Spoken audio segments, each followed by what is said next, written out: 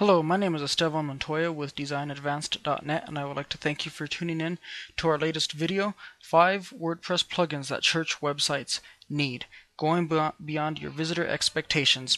A lot of times you'll find a church website and it'll look like it was made 10 years ago. There hasn't been any updates to the website. It looks, the technology is older, the style is older, everything just looks older on it. And I believe that WordPress and the themes that are being released help keep your website up to date as far as the technology is concerned, and also visitor usability and all the different features that go along in a church website. And so I have some plugins that I've used on church websites that are free. They're easy to use once you get the hang of them. Some do require a little technical knowledge, and one of these days we'll actually have posts specifically for each plugin. But until then, I just want to point you in the right direction and help you find a website that you need for your, help you find a plugin that you need for your church website. And so let's go ahead and take a look at the first one, WordPress SEO. If you don't know, SEO stands for Search Engine Optimization, and you want to have a church website. You want it to be found, correct?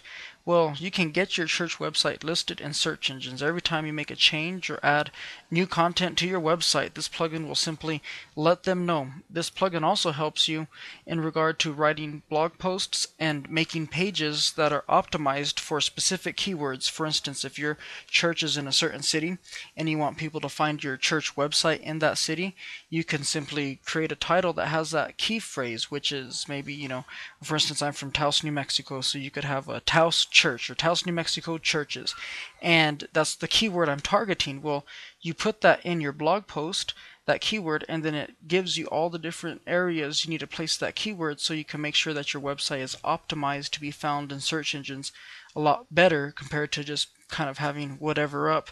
You could actually optimize it and strategically have your website be found in search engines. And so this really helps. It also submits a sitemap to the different search engines, so people can, or the search engines can know whenever you add new content. And this plugin really helps bring your page up in the search engines, because after all, you have a church website because you want people to find your church online. And so this is hands down the best plugin for search engine optimization. The next plugin is PodPress. And this is simply a great plugin to help you get your sermons online and in the ears of people all around the world. Literally, with this, if you record your church sermons, you could place them as an MP3 file on your church website, and using PodPress, you could have it insert that link into your blog post. And if you do things right, you could actually have that same sitemap also be submitted to iTunes. And with little advanced features and little work, you could actually have your church sermons placed in the iTunes database. So literally, people searching all over the world can find your sermons through iTunes. They can find them through the internet. And so this is the plugin that I use. It's free to use and to submit your website or your sermons to iTunes. And so one of these days, in the near future, I'll actually have a blog post that teaches you specifically how to get your sermons online. The next plugin is nRelate, which is now called Related Content.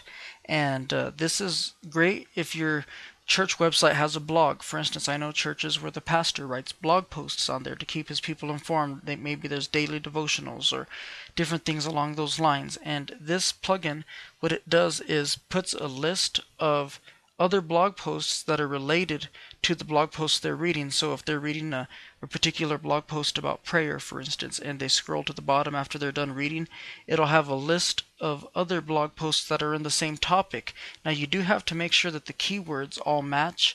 As far as if you have a topic on prayer and you have another one on prayer, those keywords have to be in there. That's how it finds it. But this helps keep your people on your website reading about your church's information, its ministries, and updates. And so this is just a great plugin to help people stay on your website and learn more about your church, especially when people are reading the blog section of your church website. The next one is simply a contact form and really simple CAPTCHA. And those are actually two separate plugins, but I combined them in the same because you need them to work. And a lot of times some of your WordPress themes may not include a contact page. It may not include a form for a contact page. And so these plugins will let people be able to get a hold of you. It actually creates a form where they can put their name, their phone number, their whatever you want, their email address, a subject title, and a message. And then with the really simple captcha, what that does is actually adds a little box under the message, and it has random text in there, and the person has to type that text in for the email to be sent, otherwise it'll think it's spam. So this protects you from having a bunch of spam hit your church email address. And so these two plugins work together. The last plugin is this, Share This.